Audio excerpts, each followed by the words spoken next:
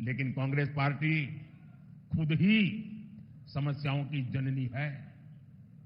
देश का विभाजन हुआ, मजहब के नाम पर यह विभाजन किसने करवाया?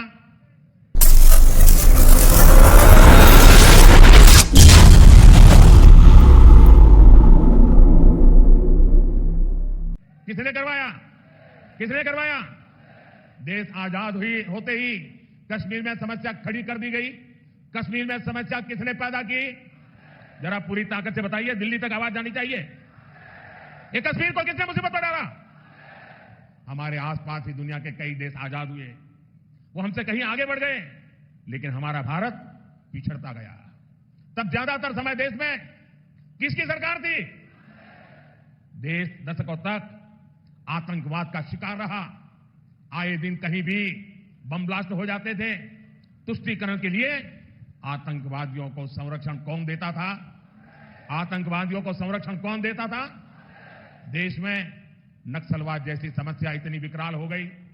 ये लाल आतंक किसकी देन था? किसकी देन था?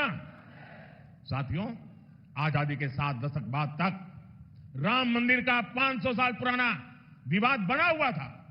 अयोध्या में राम मंदिर के निर्माण पर अड़ंगा कौन लगाता था? अड़ंगा कौन लगाता था? कोर्ट में किस पार्टी के लोग भगवान राम के अस्तित्व पर सवाल उठाते थे?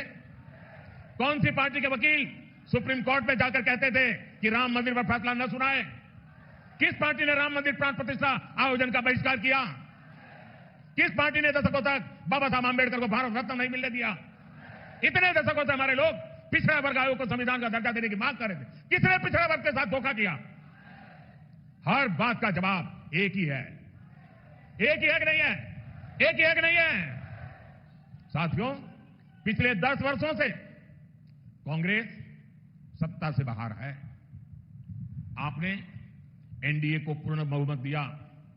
हमने देश की बड़ी बड़ी समस्याओं का स्थायी इलाज किया है। आज महाराष्ट्र ही नहीं बल्कि पूरे देश में नक्सलवाद कमजोर पड़ गया है।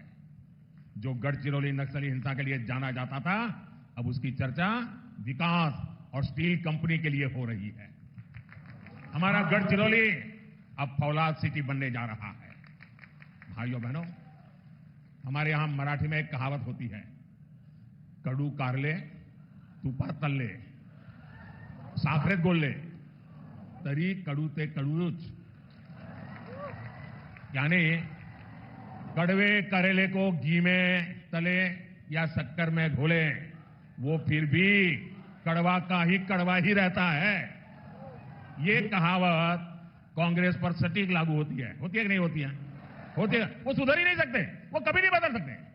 अपनी करतूतों के कारण आज कांग्रेस पार्टी देश के भीतर जन समर्थन खो चुकी है। इसलिए अब कांग्रेस खुलकर बांटो और राज करो के खेल पर उतर आई है। कांग्रेस ने अपना जो घोषणा पत्र निकाला है, उसमें भी मुस्लिम लीग की भाषा लिखी गई है। क्या ये आपको मंजूर है? ये देश स्वीकार करेगा? इनके सांसद भारत के एक और विभाजन की बात कर रहे हैं। इंडिया अलायंस के लोग दक्षिण भारत को अलग करने की धमकी दे रहे हैं।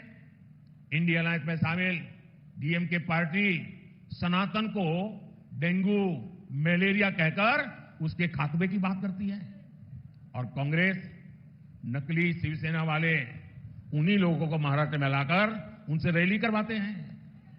अभी 2-3 दिन पहले ही कांग्रेस के राष्ट्रीय अध्यक्ष ने एक और बयान दिया है। उन्होंने कहा है कि मोदी देश में जहां जाता है, दूसरे राज्यों में जाकर के वहां कश्मीर और आर्टिकल 370 की बातें क्यों करता है?